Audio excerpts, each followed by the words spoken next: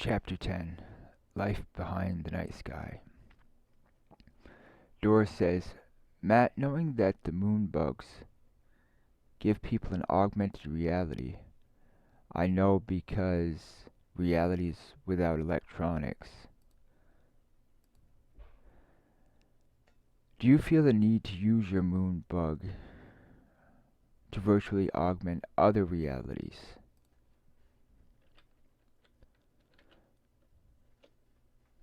I do not understand, Matthew says. What if you pretend money is in your hand? You do not see it, but say the homeless person does. Joffrey says we could work that way. We could sell pretend virtual items. GB says we slowly kill them. I mean, we make them less. Should we?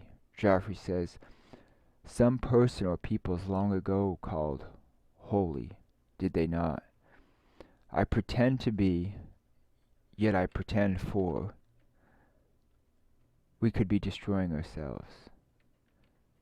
We might need to, Matt, because they are living zombies, Joffrey states. Dora says if we don't prove them zombies, we die. No way, Joffrey states. If we must, we must. We have to win the game. We have to find its end, Matthew says. Joffrey, I recognize your fight, the game show on. I read a new book, 7th Grade Streets. Same author, Brian. The boy in the story? Smoked Forest, Matthew states. Okay, Joffrey says, confused. Matthew slams his hand down on the table they were sitting at. As he picks his hand back up, he leaves a bag looking like something a drug dealer would sell. What is that, Joffrey asks. Forest, dried forest, Joff. We're going to smoke some, Matthew says. I do not smoke, Matt, Joffrey explains. Well, now you do, Matthew says, widening his eyes. Out of his knapsack, he pulls out a tin can. Tiny holes appear to be a punch at the top, prepared to burn and inhale forest. Reluctantly, Joffrey smokes with Matthew.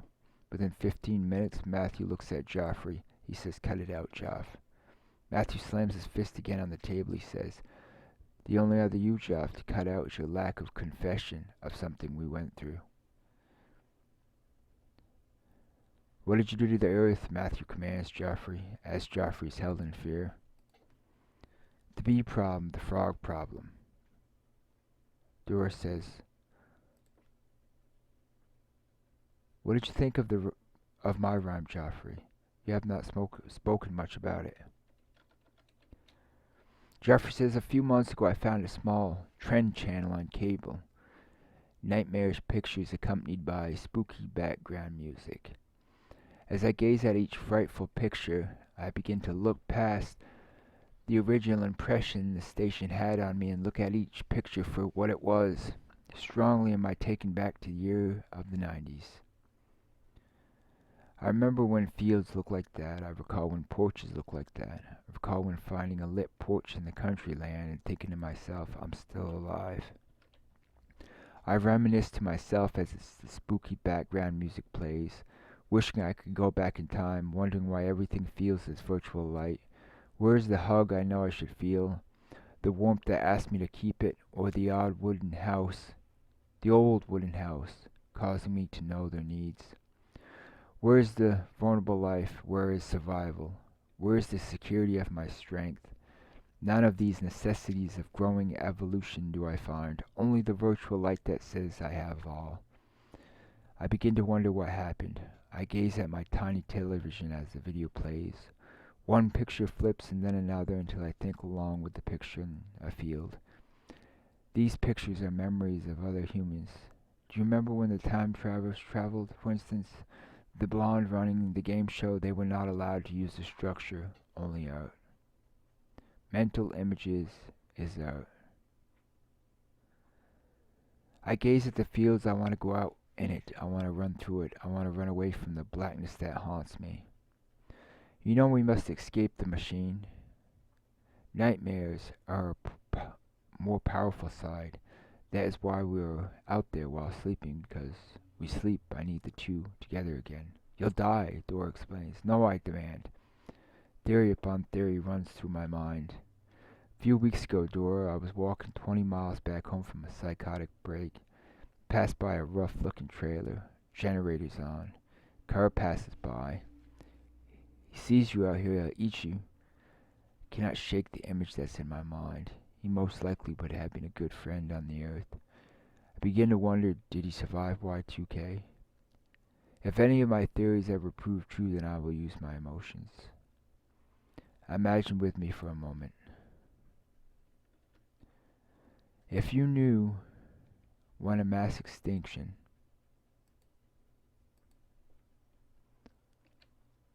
a galactic storm could kill just about everyone, ruining hundreds of years of civilized growth, would you have prepared to survive it? I think like that, Dora, and that sound could possibly be the sound of a gas-powered generator from one of the survivors. In theory, he could have been sleeping in a bunker in the year 2000. Waking up, he finds sleeping bodies everywhere. Zombies begin to walk around, scaring the man. He dares not act. He has survived. They have not. He stays quiet in his house.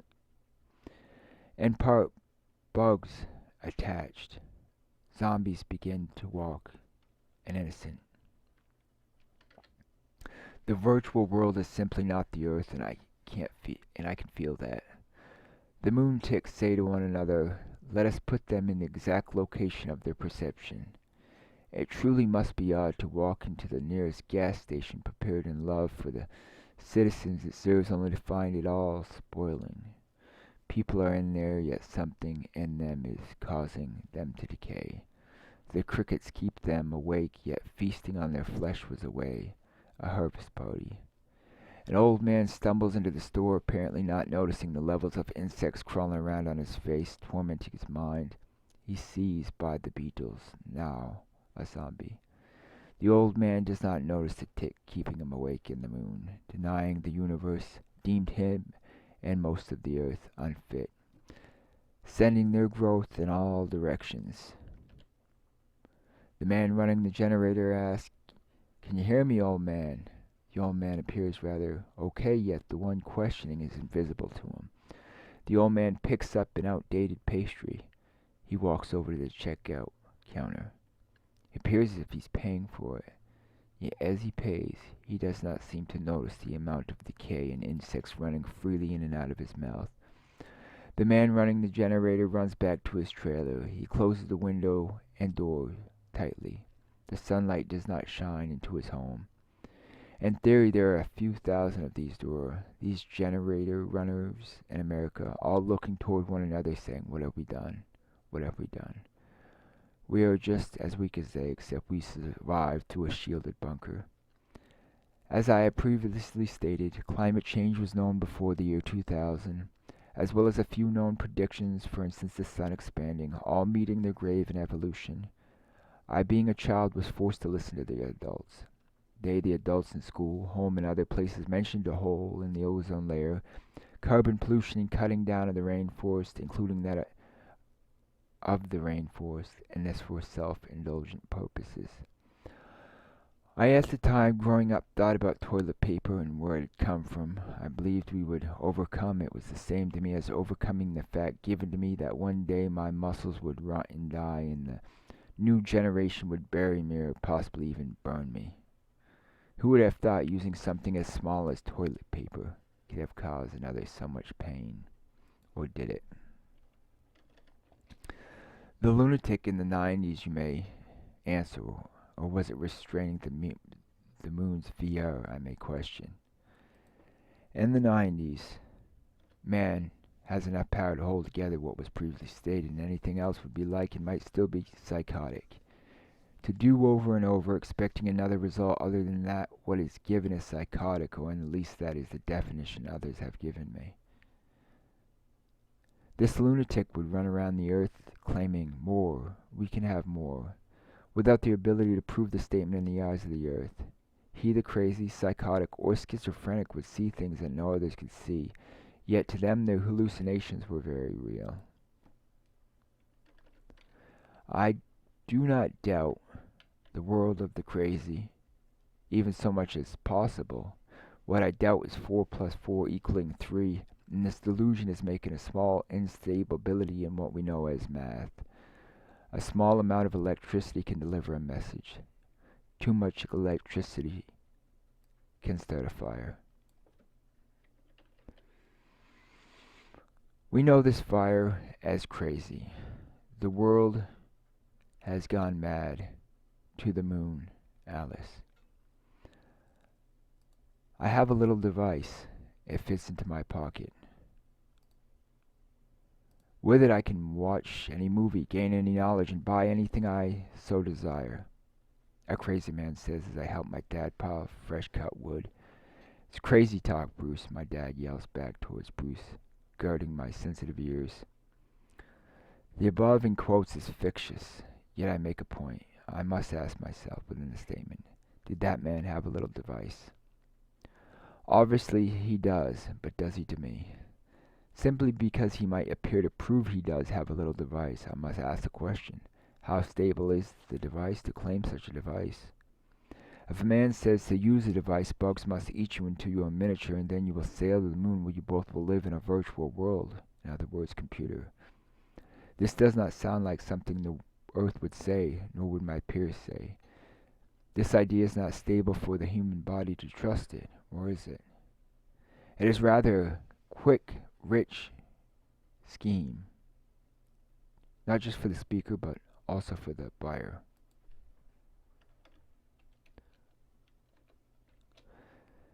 This crazy world is too good to be true. Perhaps the American Amish had an answer times ago to such craziness, which were removing electricity and technology from their lands. To fall or not to fall into their hands, am I not already in their hands? And this being in the hands of those without modern electricity. Shall I burn more, or shall I rid myself of any such foolishness to borrow from the earth? It appears as if such borrowing was predicted and stored on the moon. Not much damage was done to the original earth. What shall I do? Living balanced is now, to borrow tomorrow makes me less than today. Seeing the strength of my reality lives in today. What shall I do? It is all as easy as a choice, or is it something I slowly created of myself? There are aliens out there, don't you know? I noticed a small defect in the building I mentioned to an honored business member in the town. A defect, the manager questions. I've seen an alien world similar to ours, yet the structure of their empire lasts much longer, I respond. How so, the store manager asks. I say they pay their citizens virtually in exchange for their power to uphold their empire. My store, you see, kid, is only meant to last for several years. At the end, my family and I will play in it until it becomes Earth once again. Such a wonderful dream, such a wonderful harvest party. I nod my head. Thank you for the coffee conversation, I say, and begin to go back to my business. I pick up my knapsack, I take a sip of coffee, I begin to walk north on the left-hand side of a secondary highway. I wonder why I should not desire a longer-lasting empire. Yet I agree, eating my labor has always been one of my favorite parts of life. Although I understand that much, I continue to wonder why not build a lasting empire. I understand reality includes non-lasting. This element gives a more of a living feeling and a lack of predictableness to life. I enjoy this element. Is there both? Dora asks. Yes, I will answer. I have named this IOEO, to live in a lasting empire while participating in nothingness and unpredictability, what some call the human life. All power giving to the lasting empire, which means you pay beforehand the human journey, the human experience. This answer,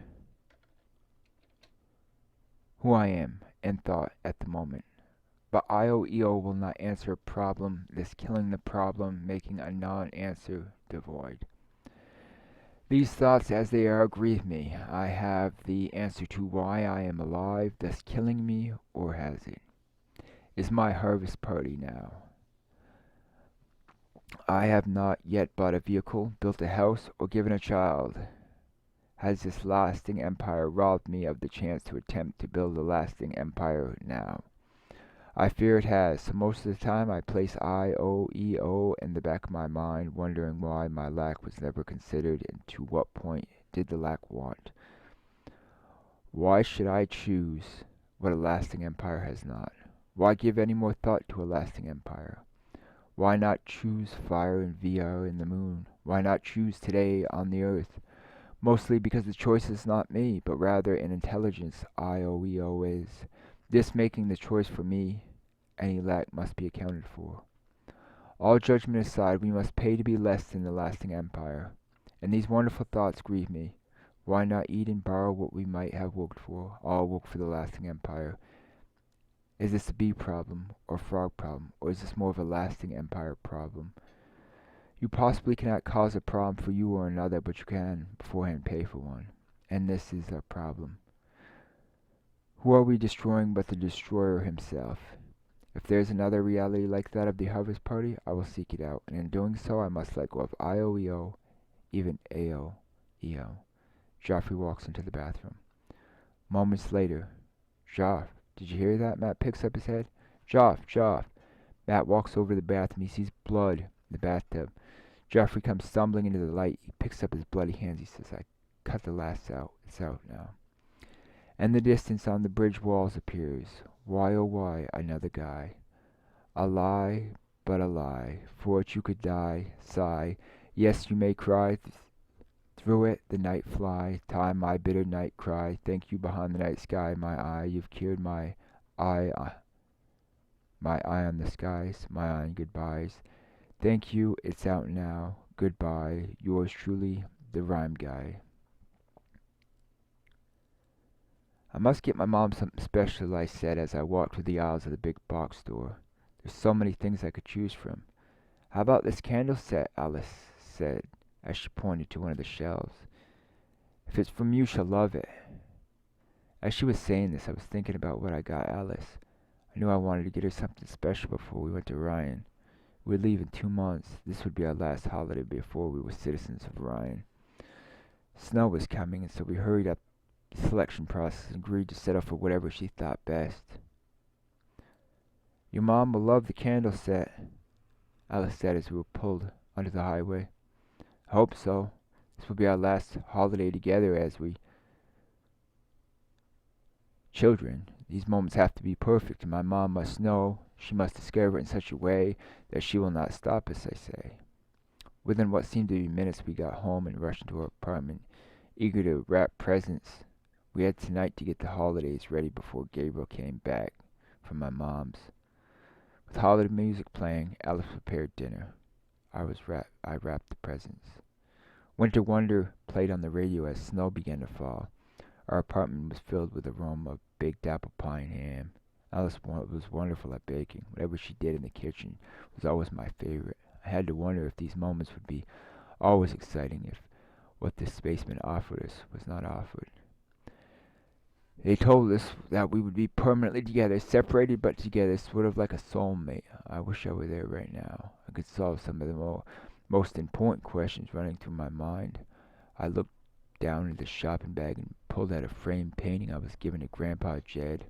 On the painting were the words, "Families forever." It's fitting, I thought, our family will always be.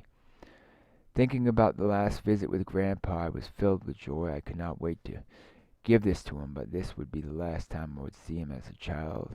After this, I would have sealed for myself the truth of Gabriel, which takes a long time. Once I come back, I will have changed, but the earth as well as Grandpa's body will not have changed. Grandpa will not have changed either. Gabriel will not have changed either. She will still be 1 year old. For Alice and me, billions upon billions of years will have passed, but on the earth when we return, it will be the same unless the whole family does what Jed said, to live as a rich family, possibly in a whole different time, maybe even the times of very few living beings on the earth. That is, if all makes possible. Thinking on this stuff was exciting, but I had questions. I was still on the earth, and I had to wonder if my favorite father was going to come back to the earth. I tried to tell myself that I would not be here if he were not going to help raise Gabriel, but in the light of the earth, I could not feel as good as I could if he were in the city. I had 2 months left, and then reality will be my life. I will be okay. Dinner's ready, Alice said from the kitchen. Walked into the kitchen happy to smell baked ham with pineapples. Was hungry. I sat down gladly, thanked Alice, told her she was wonderful, and began to gather my plate. That night after supper and all the duties were done, I lay next to Alice, her head resting on my shoulder. This will always be like this. Love between me and Alice. I knew a few good things about living, and one of them was Alice. I got sleepy and fell asleep. I got presents, I said as I opened the door to my mother's house. Kids were already there waiting to open their presents. I showed off the big bag of presents I was holding and hoping to excite the kids. Maple, let us open ours now, the kids said. I caved in and started handing out the presents. Hugs and kisses I got from the children. I loved every moment of them. I left Grandpa's shed present under the tree. Once he noticed, he opened it and yelled across the room and said, "Isn't that the truth?" I walked over to him and took a seat next to his, hoping no one else would hear our conversation. I said, "After you told me how I came to be and other great things, I could not help but want to give you this gift. But I leave in 2 months. How will I find you in the city?" Grandpa Jed tipped his chair back and said, "I'm glad you asked. There are laws in Orion. Laws like not allowing others to enter the home occupied by the owner, so obviously that is not a possibility. But there are other places that we can get together. They are like the earth. We can have family gatherings in such places. My father takes me to such places, places to fish or hike. There are public beaches, mountains, and whole worlds waiting for us to explore. I have not mentioned this to you, but in the city I have a job. I grow apples in the mountains of APK. But not though through old matter that exists, but fresh matter. Fresh from the love I give it.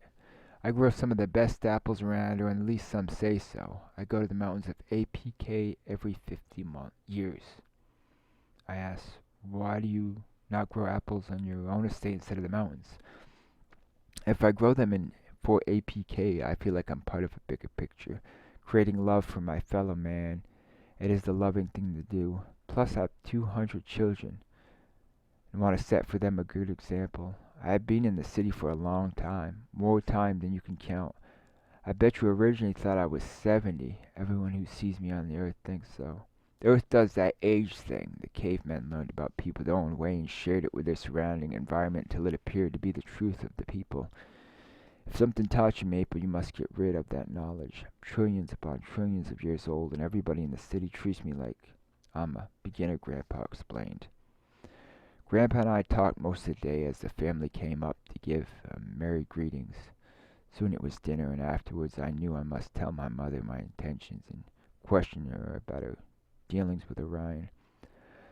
The variety of food lightened up the atmosphere as I watched a lot of hands grab food. Their portion of a variety of food: green beans, stuffing, turkey, gravy, and Aunt Carol made her special dish, which tended to be my main course.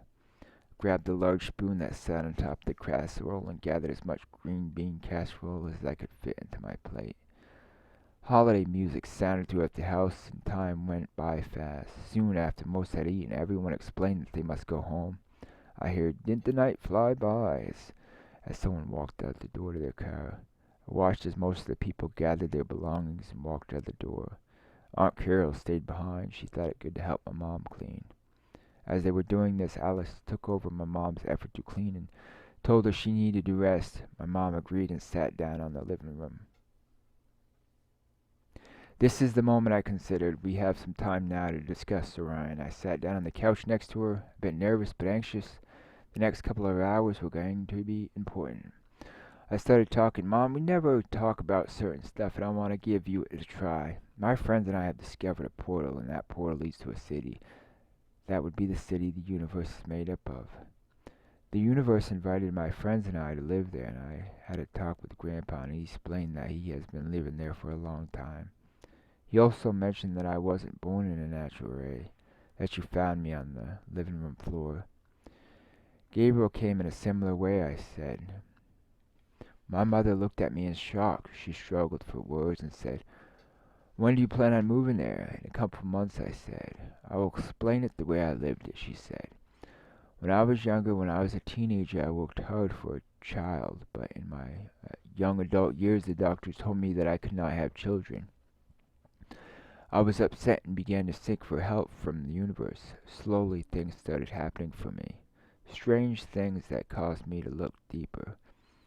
I would not know if I would call it a portal, but a door opened into another dimension. Your father did not know about it at the time, and I did not tell him. I went into that other dimension and found the future, and not just a future, but reality, a new reality. The people there told me that I needed to make money because when I got back to the earth, I would have a child. I stayed in Orion until I had enough money. I did not see your father the whole time. I made money to take care of you, but one thing I did know was your father had to, at some point, work for your life to exist. For the truth that you were ours, that in truth you were our child, that you did not just appear there by who knows. I know what Jed had been saying, that your father went to Orion to establish our family as truth as a family. I just hope that is true. There's so much confusion in my mind as if I've been on the earth for too long. I find it hard to accept that I made money at all. Once you turned 19, my money ran out, and you appeared to have a child of your own. And like you, I faked reality to stay on the earth with you. When you appeared on the living room floor as a baby, I had to convince your father to pretend you were ours. In response to her story, I said, "That is like Alice and me." Creatures that lived in the city explained to Alice that I had lived with Gabriel in the future. She immediately found herself to be with hopes of a child. She did not know what to say about that. So when we were in Florida together, she convinced me to say the baby was mine. Through that experience, I slowly fell in love with her. I knew I did not want to lie to everyone, but I loved her. The love was so intense that after a while I found myself proving the child was mine. As we spoke, I started wondering how my mom would get back to the city. When I questioned her, she said they usually come and get me. They have throughout your whole life. This time I'm wondering if it will be best. If I go with you, hopefully I will find your father there. Alice walked into the living room after cleaning, and I told her everything about Gable and Orion, as well as our plans on living there in a couple months. Months passed quickly, and the day came. Brendon, Max, Brendon, Bam, Alice, my mom.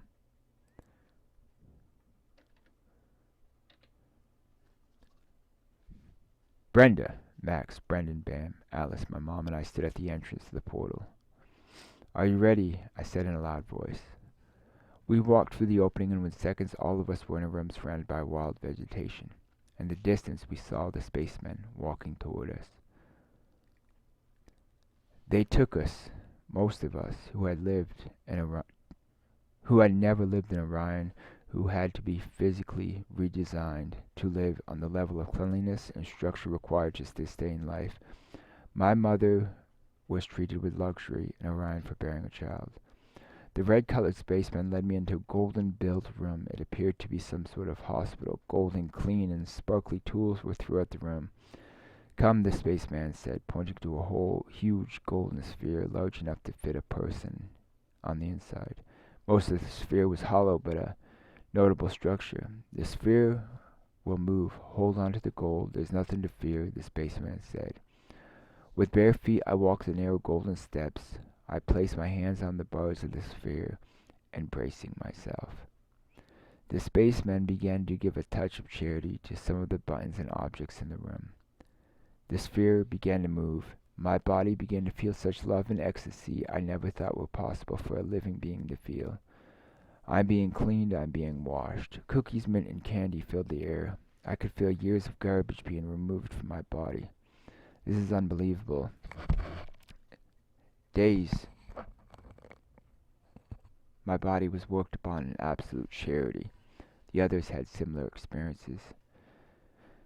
After we got an official place in Orion, the spaceman brought my mom home to be with Dad. Us kids went for the ride. We walked up to the gates of their estate. My dad quickly noticed and shouted, "Sonny!" I ran up to him and gave him a big hug. I explained to him the money in the house offered to Alice and me, and I'm going to my new home to make a home, and afterwards I wanted us all to go back to the same time on Earth and play a rich family. He laughed and greatly welcomed the idea. Alice and I walked into our brand new house, making plans as we went. The spacemen thought Alice and I were a good investment and treated us to luxuries as well as millions of dollars. With this money, we furnished our home. Soon we would be back on the Earth raising Gabriel and helping her see the light behind the night sky.